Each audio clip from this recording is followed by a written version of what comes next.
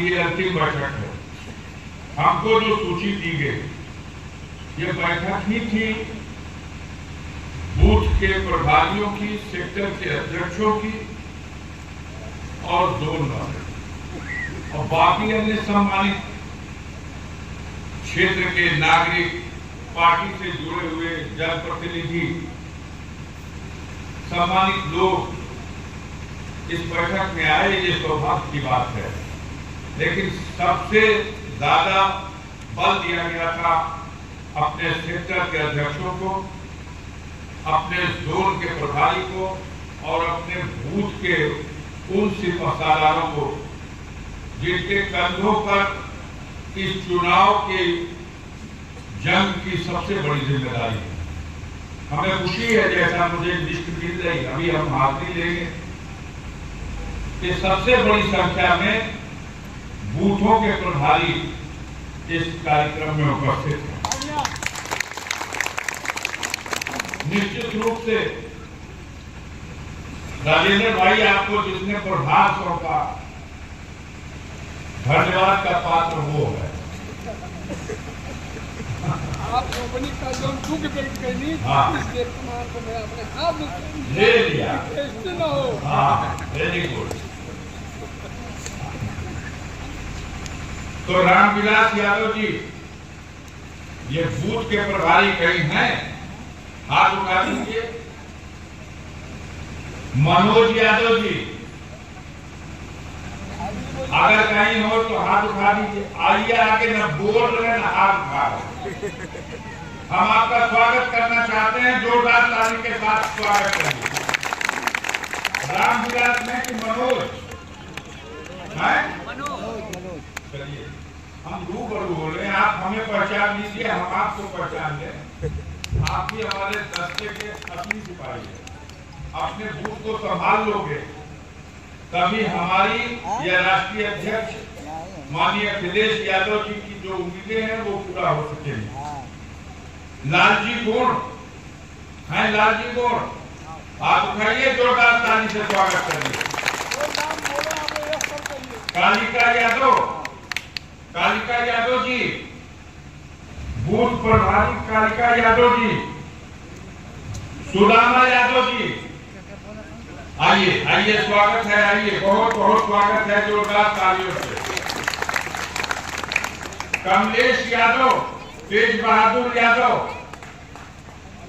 आ जाइए आप लोग भी, बूथ के प्रभारी हैं, आइए, बहुत बहुत स्वागत है आपका, जोरदार ताली बजाइए दोनों बूथ प्रभारियों के लिए। नाम सुदामा, आप कमलेश, तेज बहादुर यादव, रवि यादव और मोहम्मद मुस्तफा, आप में से जो हो आगे आओ, उपस्थित हो जाए। रामकरण राम, आइए, जोरदार ताली के साथ स्वागत करिए।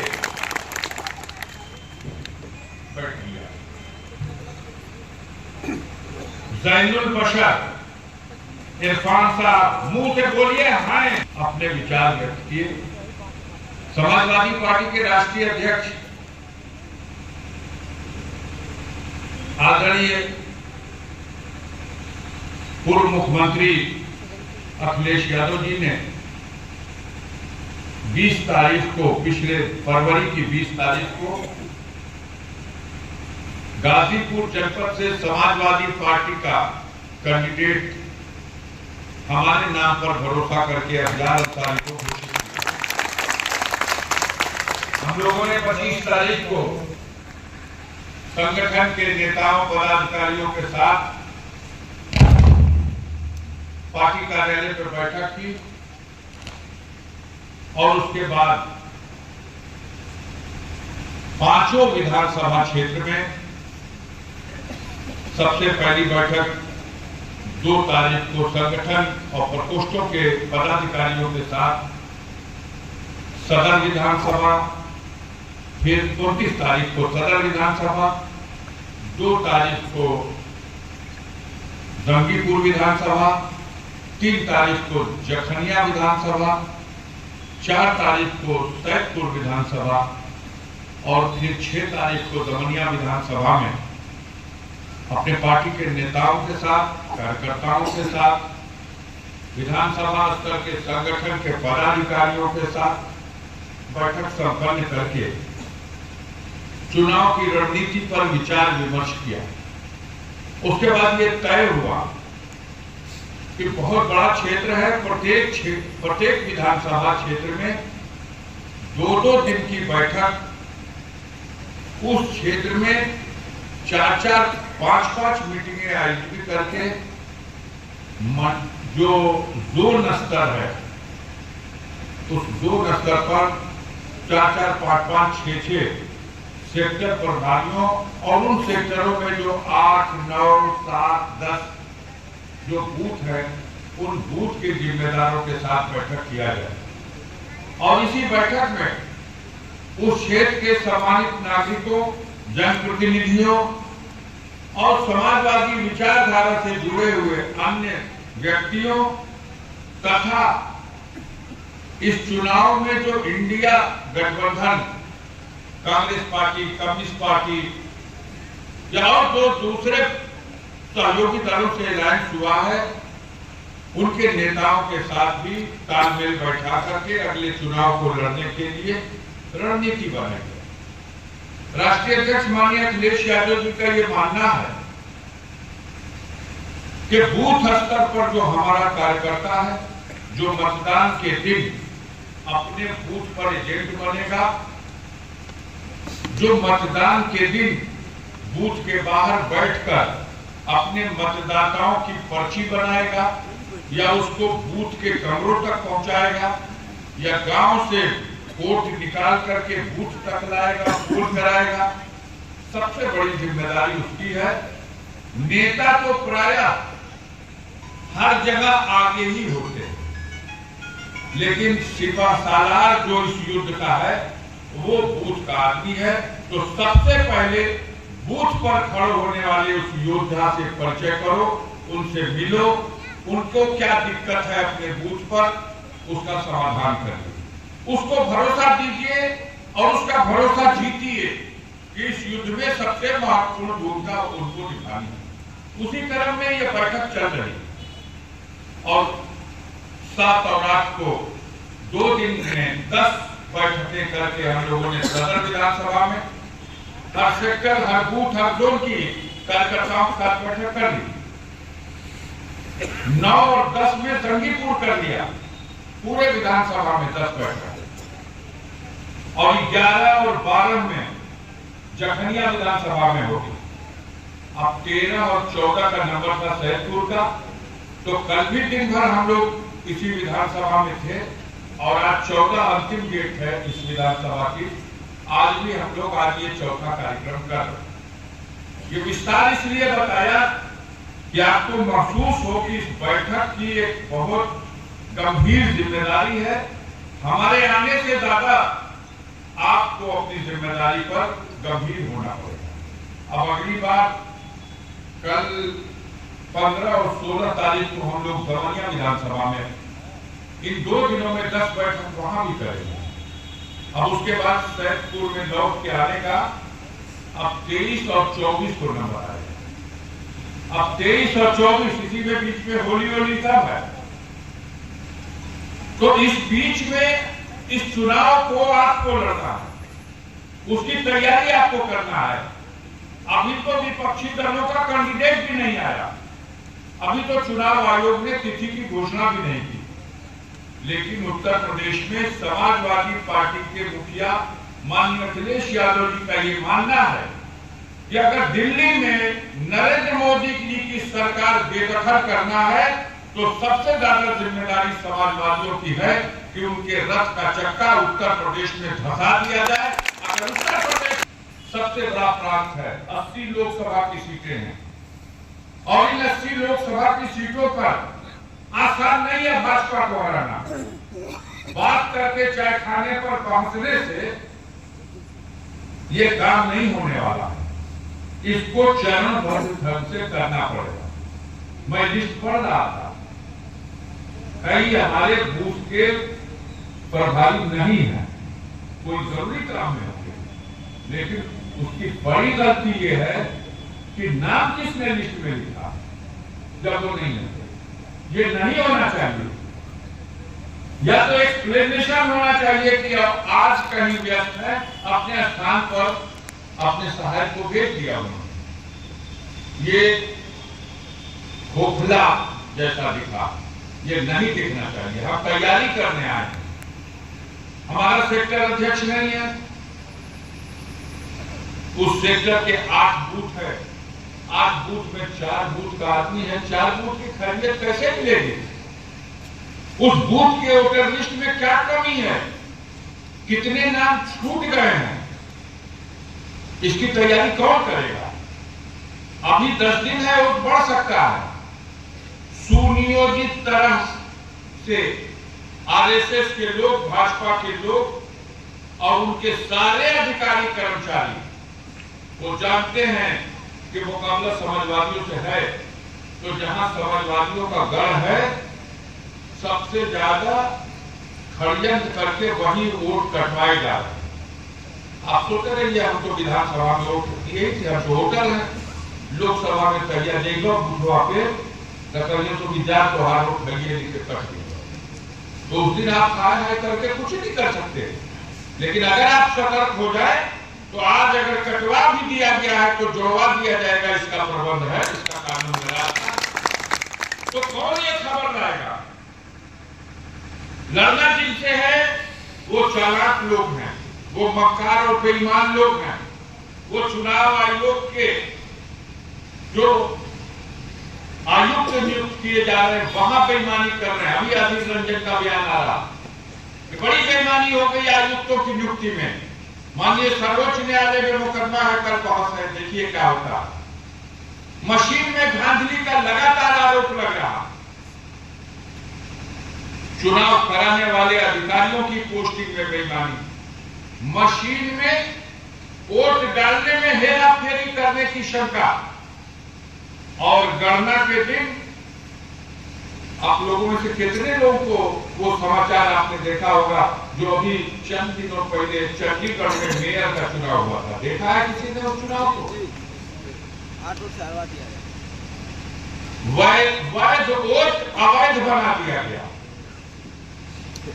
और गिनती में हरा दिया गया। आम आदमी पार्टी और कांग्रेस पार्टी के जो कैंडिडेट था उसको हराने के लिए 7-8 वोट अवैध कर दिया गया। पहले कभी कभी सुना करते थे हम कि ब्लॉक पर प्रधानी का मेंबरी का चुनाव में गणना होता, के जो वोट बिगाड़ के ओके खराब करके ओके हरवा देने लोग प्रधान पीडीसी या ओके जितवा देने, इतना तो सुनने रह जाए। लेकिन जहां मेयर का चुनाव है, ये भारतीय जनता पार्टी को क्यों बहिष्कार करोगे? किसके करोगे? इतने बड़े चुनाव में वहां धांधली, सर्वोच्च न्यायालय ने उसमें दखल अंदाजी की, सारे रिकॉर्ड मंगा लिए और पानी पानी कर दिया इन बेईमानों को। जो बेईमानी से कुर्सी पर बैठा था उसको हटा दिया गया और जिस बेचारे का वोट बर्बाद करके उसको हरा दिया गया था उसको फिर कुर्सी पर बैठा दिया गया। चुनाव आयोग वहां पर जो नियुक्त किया था अधिकारी को, उसने वोट खराब किया। सीसीटीवी कैमरे में उसकी फोटो आ गई और वही फोटो उस बेईमानी को, रहस्य खोजी बेईमानी को उजागर कर दी। तो बड़ा गंभीर सवाल है। खाली बहसला से तो ना क्यों जीती, जब वो बेईमानी पे लाके भेजे वहां को, और उसके बाद भी जनता कुछ कहे कुछ सुनना ही नहीं है। जहां कहीं जाते हैं हम पूछते हैं, आपसे भी पूछ रहे हैं, सबका विश्वास उठ गया ईवीएम मशीन पे। जापान जो बनौलस ईवीएम मशीनिया वो ना वहां का जनता वोट दे हो गए, तो अलग की ना हमारा बैलेट पेपर को पड़ी मशीन तू बना दे तब बेचो, यहाँ ना वोट पड़ी उससे। लंदन में, इंग्लैंड में, अमेरिका में वोट नहीं पड़ता मशीन से, लेकिन हमारा देश का मालिक लोग कोई मशीनीय में वोट डलवाई।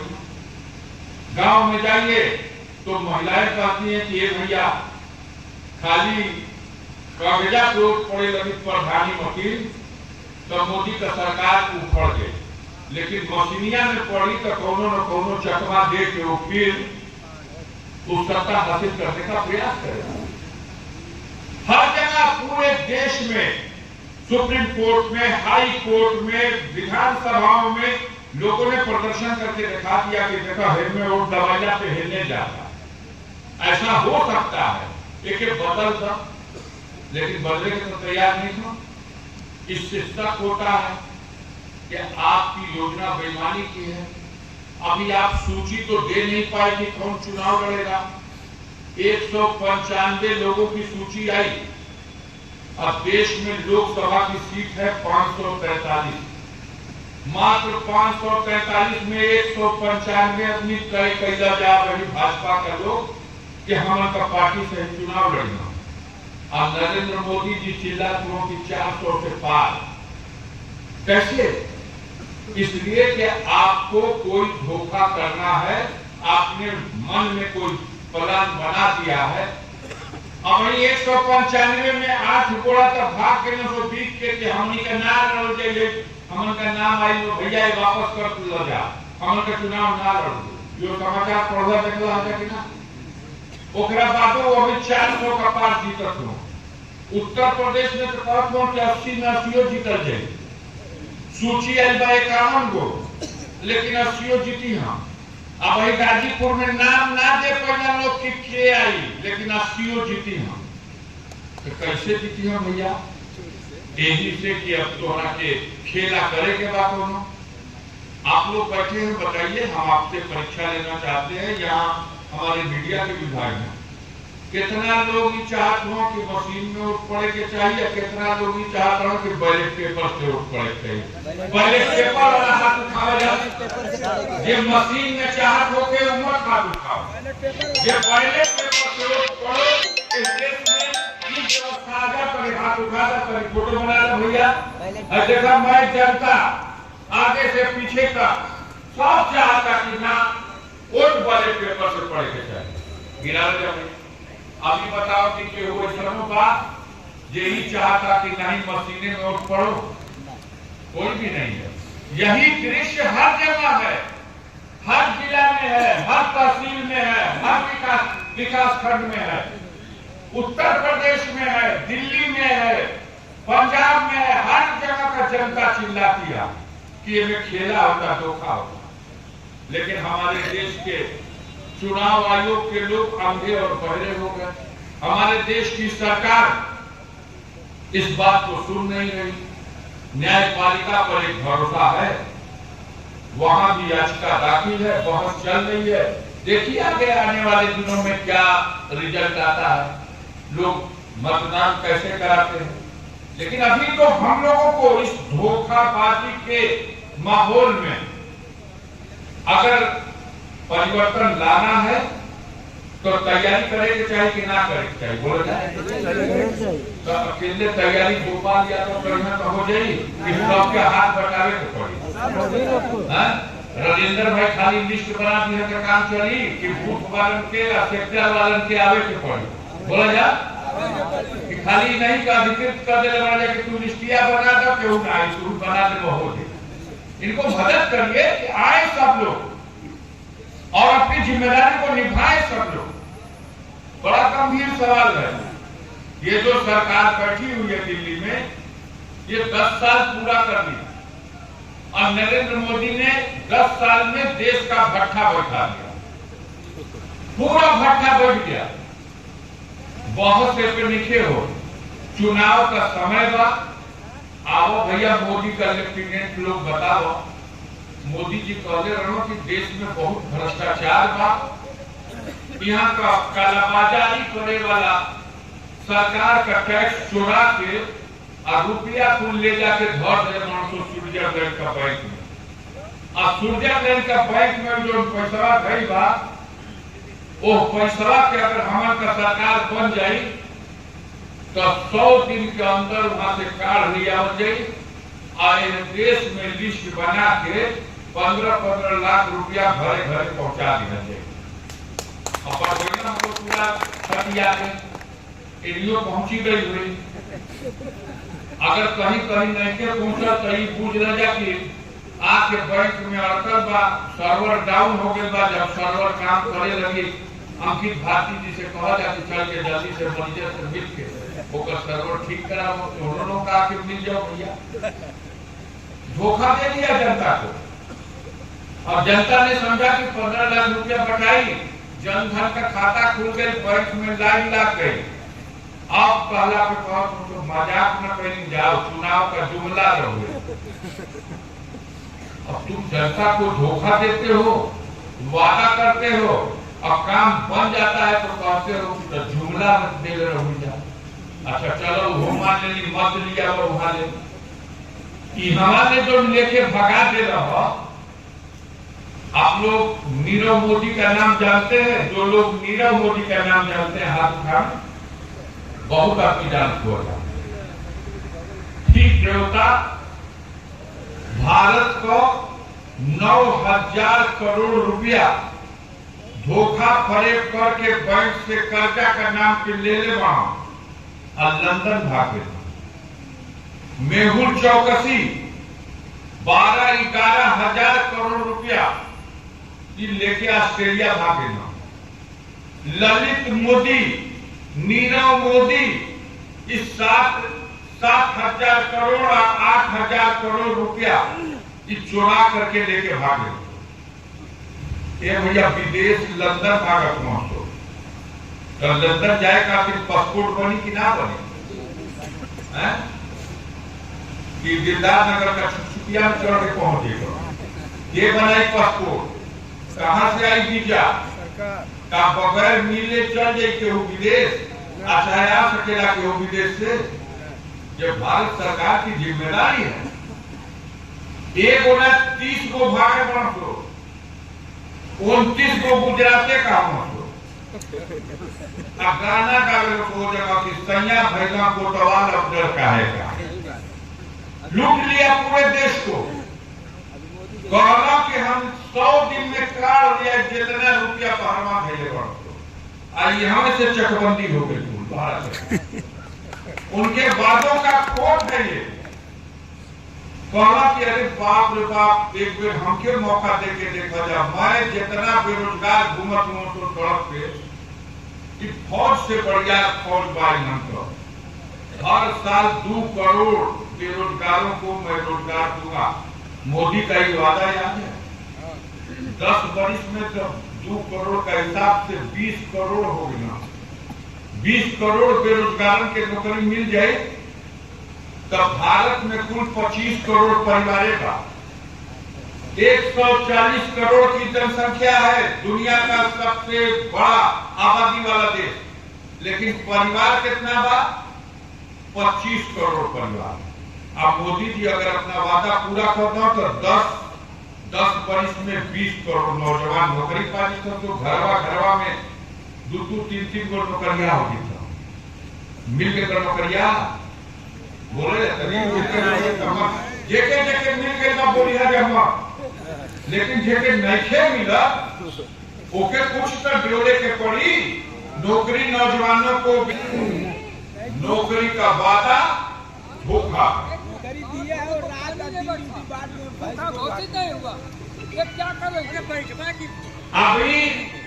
अभी 10 दिन पहले कहना तो कि हम जा मत भर्ती करत है जा। 400 रुपया फार्म का वसूलाई है कि ना वसूलाई है? बोलो जा। हाँ। 100 भरवाई लागल है कि ना? आज जाके इम्तहान दे के लड़का बड़ा खुश। एक भैया एक सेंटरों दूर ना भेजना तो एक कल्याण निश्चित बा। 60 लाख नौजवानों ने परीक्षा दिया। अब बिहान में परीक्षा कैंसिल काहे भैया? तो पेपर लीक हो गए। शर्म नहीं आ रही? जो सरकार एक परीक्षा नहीं करा सकती तो देश के नौजवानों का भविष्य कहां ले जाएगी? शर्म आनी चाहिए। परीक्षा नहीं करा सकते, एक बेर ना भेजा 9 बार परीक्षा में पेपर लीक हो गया, हर बार परीक्षा स्थगित हो गई, और ऊपर से संतोषा माइसिन का कैप्सूल दे दो तो खाएगा ना भाई, खाकर नींद आई खूब बढ़िया, चिंता मुक्त। योगी जी ने प्रेस कॉन्फ्रेंस करके कहा कि भाई देखा जाए परीक्षा कैंसिल कर देनी है, 60 लाख नौजवान भर ले रहा, लेकिन उदास मत हो जाएगा, चुनावा पिता जा तो बाद फिर 500 लेके रेडी रहिए ना, फिर परीक्षा निकालो, फिर भर के निकालो। तो ठग लोग हैं, करेंगे भी नहीं, धोखा देंगे। जब सवाल जवाब दिल्ली में किया गया कि आखिर भैया नौकरी देने के कहले लगा तो काहे नहीं कर नौकरी दे, तो मोदी जी और योगी जी कहकर हरियाणा का खट्टर साहब कहत हुआ कि नौकरी दे देंगे जेके लेवे के होके आवे, इसराइल भेजत है जा और यूक्रेन भेजत है जा, भर्ती खोलने पड़ेगा। अब बतिया वहां गिरा था बम, ये गरीब का घर का लेकर के जान का कोनो कीमत नहीं है भैया। भगवान का कुछ ऐसा लीला बा कि न जोगिए के औलाद बा न मोदीए के औलाद बा, ये औलाद का दर्द ना जाने न तो कि तोहार बेटा के कहत हुआ कि चल जाए यूक्रेन, वहां रूस एटम बम गिराए वाला बा, यहाँ गर्दवार हो रही है, आप देख रहे हो इसराइल में रोज बमबार्डमेंट हो रहा। शर्म आनी चाहिए, हम अपने बच्चों को अपने घर में नौकरी नहीं दे सकते, आप दूसरा का बच्चा के गोद लेने वाला बने। अभी जाते जाते सरकार ने नोटिफिकेशन जारी कर दिया CAA का गोद लेवे खातिर, दूसरा देश से जे भागी आओ हम नागरिकता दे, ओके जगह दे, जमीन दे, खेत दे, नौकरी दे। अरे अपने देशवासियों को न तुम जगह दे सके, न जमीन दे सके, न घर दे सके, न रोटी दे सके, न रोटी दे सके, न कपड़ा दे सके, न मकान दे सके। शर्म आनी चाहिए कि आप गोद लेंगे दूसरे प्रांतों, दूसरे देशों से।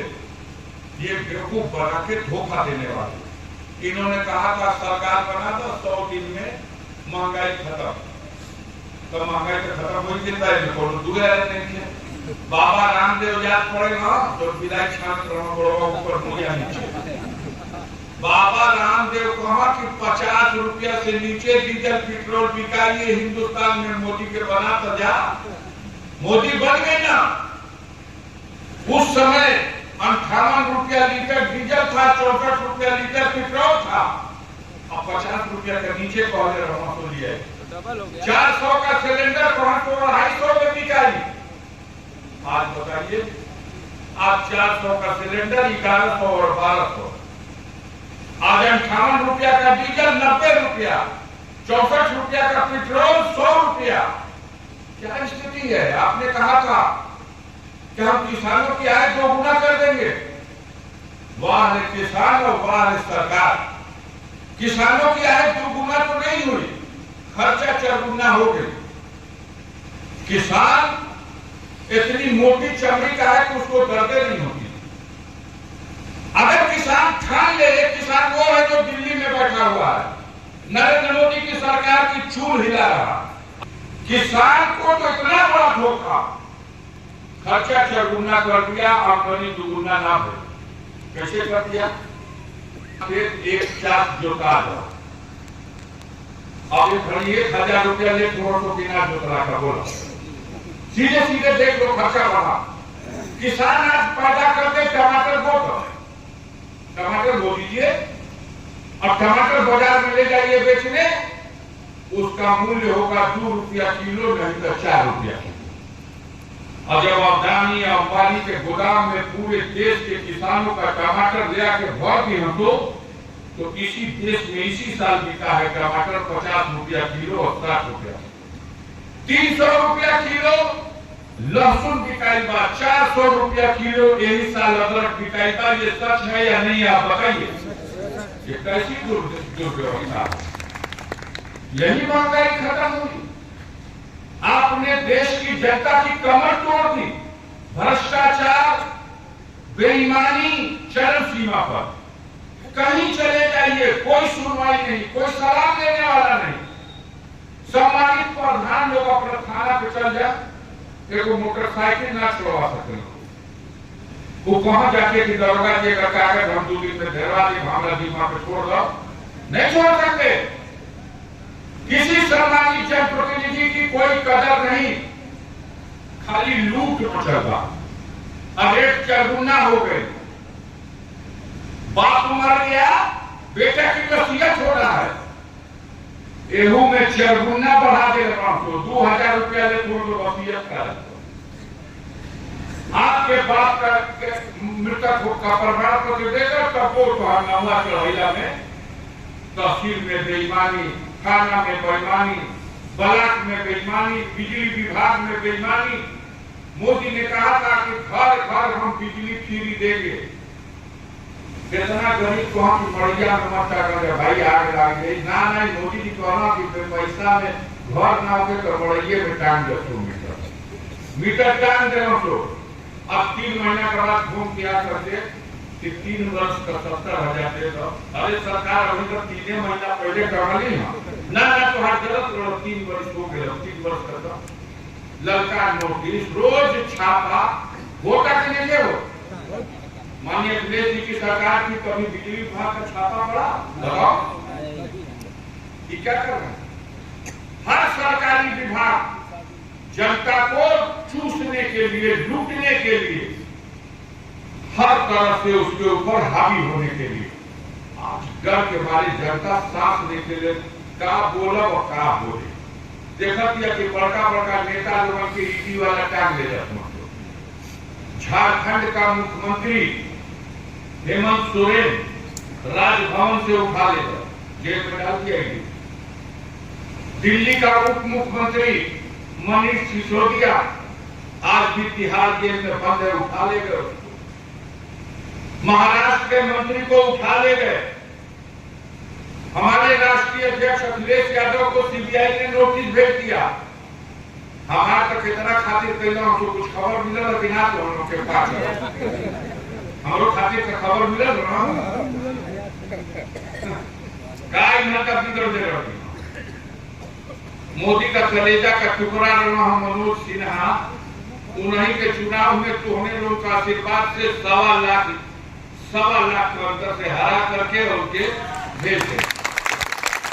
अब तोहनाई बाप रे बाप से इतना पिछवा का खून बड़ी गोलियां जाते हो दादा, लेकिन पैसा हो आपका पता कि लड़ी जो बना इतना अत्याचार किया है इन्होंने। बुलडोजर लगा के 5 साल हो गया। अब फलना सुनो तो खाली स्कूल गिरा देने जा, घर गिरा देने जा, अस्पताल गिरा देने जा, उनका फार्म हाउस उजाड़ देने जा, बगीचा खनवा देने जा, खेत जब्त कर लेने जा, बैंक का खाता बंद हो गई। हमारे ऊपर मुकदमा फर्जी लगा के अब सजा करा के जेल में डाल दिए 4 साल की। भाई मेरा बंदा 18 साल से रोज सजा पे सजाए वो होता। मेरी बहू गई थी अपने पति से मिलने, मेरा बेटा विधायक मुख्तार का बेटा अब्बास से वो जेल में बंद है, उसकी पत्नी गई मिलने, उसको भी बंद कर दिया। कहा तैयारी भी अपने पति के भगा के ले जाए। क्या आरोप लगाते हो, शर्म नहीं है। महाभारत में भी हजारों लाखों कट गए, लेकिन महिलाओं पे हथियार नहीं उठा था। लेकिन इन बेईमानों को शर्म नहीं आती। उस परिवार को तुम इस तरह से उजाड़ रहे हो जिस परिवार ने देश की आजादी की लड़ाई में कुर्बानी दी है। जब देश गुलाम था तो हमारे परदादा थे डॉक्टर मुख्तार अहमद अंसारी, तब वो इंडियन नेशनल कांग्रेस के प्रेसिडेंट चुने गए थे 1926-1927 में।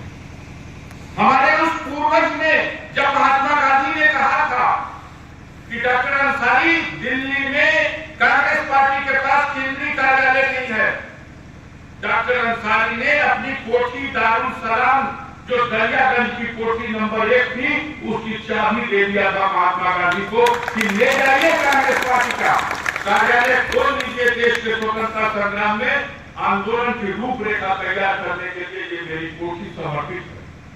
आज उस परिवार को तुम जेसीबी से खनवा रहे हो।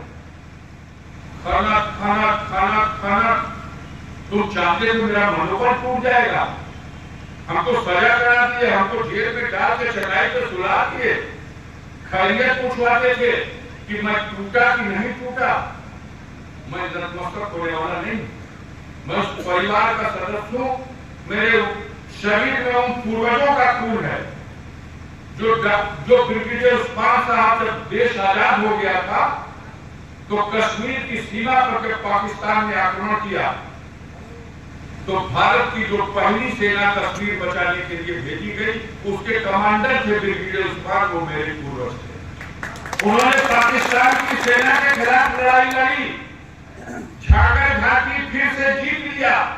मोहम्मद अली जिन्ना जो कायदे आजम कहे जाते थे पाकिस्तान के, उन्होंने प्रस्ताव भेजा, जिन्ना आप पाकिस्तान चले आओ, ब्रिगेडियर उस्मान तुम पाकिस्तान चले आओ, हम तुम्हें पाकिस्तानी सेना का जनरल बना देंगे।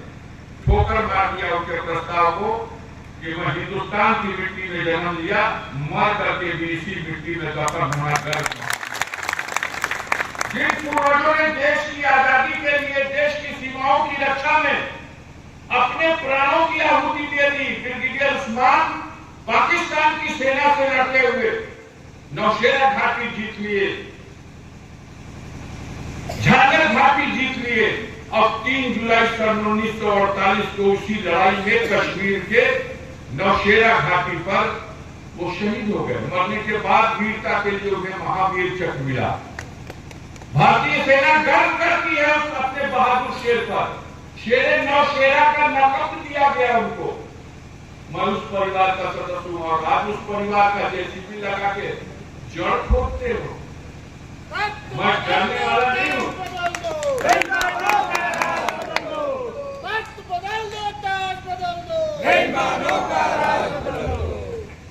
उनको उम्मीद थी कि ये डर जाएगा, लेकिन मैं दूसरी मिट्टी का बना हूं। मैंने कहा डरने वाला नहीं हूं। बाबा साहब भीमराव अम्बेडकर ने संविधान में रास्ता दिया है। जब तक देश में रूल ऑफ लॉ है, जब तक देश में कानून का राज्य है, तब तक कानून को, संविधान को मानने वाले उसी रास्ते से तुम्हारा मुकाबला करेंगे। हम हाईकोर्ट गए, हाईकोर्ट में अपील मेरी मंजूर हुई सुनवाई के लिए, मेरी जमानत मंजूर हुई, मैं बाहर आया, मैं सुप्रीम कोर्ट चला गया अपनी अपील में। माननीय सर्वोच्च न्यायालय में अपील पे जब बहस हुई तो गाजीपुर के न्यायालय ने जो अफजल अंसारी को सजा का आदेश सुनाया था, उस आदेश को निलंबित कर दिया हमारी अपील के सुनवाई होने से। लोकसभा से अधिसूचना जारी हुई, अफजल अंसारी की संसद की सदस्यता बहाल कर दी गई। चुनाव आयोग ने जो मुझे अयोग्य मान लिया था कि पर्चा ना भरे पैसा, उसने योग्य मान लिया कि अब आप पर्चा भर सकते हो, क्योंकि माननीय सर्वोच्च न्यायालय का आदेश आ गया कि आप योग्य हो। अब जो 80 सीट जीती है तो गाजीपुर में लड़ी के ओकर सूची में नाम नहीं किया।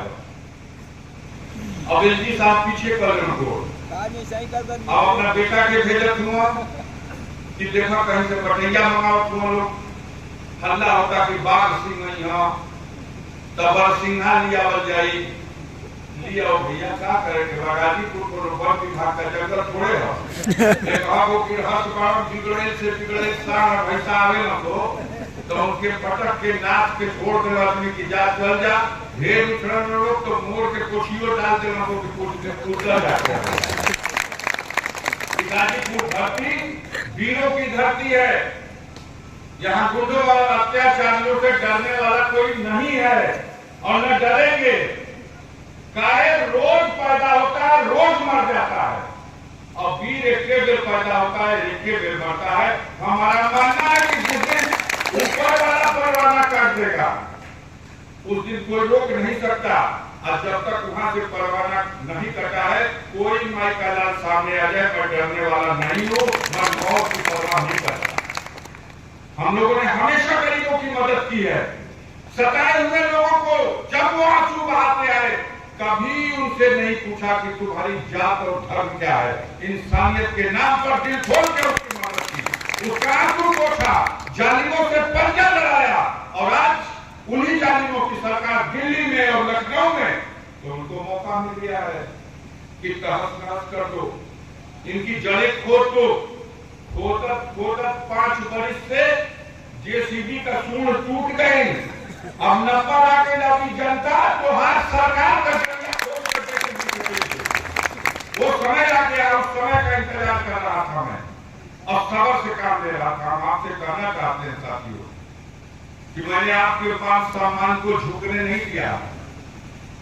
गरीबों के मान सम्मान की लड़ाई में हमेशा गरीब का पक्ष लिया है, हमेशा गरीब का साथ दिया है। और आज मौका है आपकी अदालत में। कल मौका था जब उनकी सरकार की अदालत में था तो उन्होंने जेबीसीबी से मेरी जड़ें खोद दी। जब कल मौका था तो हमने उनके जुल्म का मुकाबला अदालत में किया, हाई कोर्ट में किया, सुप्रीम कोर्ट में किया। लेकिन आज सबसे बड़ी कोर्ट जनता की अदालत में आने वाले दिनों में फैसला होना है और वो फैसला हमारे हक में होगा और उनकी सरकार की जड़ें खोदी जाएगी। पिछला चुनाव 1.25 लाख का अंतर था, इस बार उस रिकॉर्ड को गाजीपुर की जनता खुद ही तोड़ देगी। बस इसी अपील करने के लिए आपके बीच में आया हूँ। माननीय अखिलेश यादव जी ने कहा था गाजीपुर की जनता से और नौजवान से मेरी तरफ से कह दीजिएगा कि ये जुल्मियों की सरकार जो बेरोजगारों की फौज खड़ी कर दिया और जब बहुत दबाव पड़ा तो सेना में भी 4 साल की भर्ती, वो भी अग्निवीर के नाम पर फौजी नियम बना दिया। अगर सरकार आ गई, इंडिया की सरकार बनी, माननीय अखिलेश यादव जी का मानना है कि इंडिया की सरकार बनेगी तो अग्निवीर वाली जो प्रथा है इसको समाप्त करके पूरी भर्ती की व्यवस्था हम लोग फिर से सेना में करने का काम करेंगे। हम लोग की सरकार बनी तो गाजीपुर में कई एक महत्वपूर्ण काम है जो आज तक नहीं हो सके। 350 से ज्यादा डिग्री कॉलेज है। सबसे पहले गाजीपुर में एक विश्वविद्यालय, केंद्रीय विश्वविद्यालय की स्थापना होगी। जैसे ही केंद्र में इंडिया गवर्नमेंट की बनी तो पूरा प्रयास होगा कि गाजीपुर में हमारे स्पोर्ट्स में रुचि रखने वाले नौजवानों को तरक्की देने के लिए स्पोर्ट्स कॉलेज की व्यवस्था किया जाए। स्पोर्ट्स कॉलेज, केंद्रीय विश्वविद्यालय और ये अग्निवीर की भर्ती के नियम को समाप्त करके पूर्ण भर्ती का नियम और जितने कर्मचारियों की पेंशन रोकी गई है उन कर्मचारियों की पेंशन की जो मांग पूरे देश में आंदोलन चल रहा, अगर इंडिया की सरकार बनी तो फिर से वो उनकी पेंशन दी जाएगी और इस सरकार में जो कर्मचारी रखे जाएंगे वो पूरे कार्यकाल के लिए रखे जाएंगे और नियमानुसार उनको रिटायर होने के बाद पेंशन भी दी जाएगी। तमाम और कार्यक्रम है। अगली बार जब 23-24 में बैठक होगी तो उस बैठक में हम लोग अपने संगठन के साथ साथ आम जनता के बीच में बात करेंगे। समाज के हर वर्ग को जोड़िए। माननीय अखिलेश यादव ने पीडीए बनाने की बात कही है। उन्होंने कहा है कि अगर हमारी पार्टी के लोग पिछड़ों को, दलितों को और अल्पसंख्यकों को एक प्लेटफॉर्म पर खड़ा कर दे तो नरेंद्र मोदी की सरकार को केंद्र से उखाड़ के फेंक दिया जाएगा, मुकाबला नहीं कर पाएंगे। अब इसको जिम्मेदारी हम लोगों की है, हमारे कार्यकर्ताओं की, बूथ स्तर के, सेक्टर स्तर के कार्यकर्ताओं की जिम्मेदारी है कि पीडीए के संगठन बनाने में सक्रिय भूमिका निभाइए। समाजवादी पार्टी पिछड़े वर्ग में हर जाति के लोगों का सम्मान करेगी, दलित भाइयों का सम्मान करेगी, पूरा हक और अधिकार देगी और उसी तरह उसमें अल्पसंख्यकों के साथ जो अन्याय हो रहा है उनके साथ भी न्याय करेगी। इन्हीं बातों के साथ आप सब साथियों को बहुत देर तक बैठ करके आप लोगों ने हमें सुनने का काम किया। रोजे रमजान का दिन है, बहुत से लोग रोजा थे और यही हम लोग बैठे बैठे रोजा खोले, तरावी हो रही होगी, मैं समझ सकता हूँ सब लोग बेचैन है, बहुत से लोग आ नहीं सके। फिर प्रोग्राम लगेगा अगले राउंड में जब 23-24 में, उस प्रोग्राम को जनता को लेके हम लोग कार्यक्रम करेंगे और बड़ा कार्यक्रम करेंगे। लेकिन हम ये उम्मीद चाहेंगे, हम ये गुजारिश करेंगे कि हमारे सेक्टर के प्रभारी, हमारे बूथ के प्रभारी आज जो कमी दिखाई दी है ये अगली मीटिंग तक ये कमी दूर कर ली जाएगी। एक भी बूथ बाकी नहीं होगा जिस पर एक नहीं कम से कम 5 बूथ प्रभारी, एक सेक्टर पर एक नहीं कम से कम 5 सेक्टर प्रभारी अगली बैठक में खड़े होकर के इस बात का सबूत देगा कि इस लड़ाई में समाजवादी परचम झुकने नहीं दिया जाएगा, उसको बुलंदियों पर ले जाएगा। बहुत बहुत धन्यवाद। जय भीम, जय भारत, जय जवाहरलाल। नमस्कार।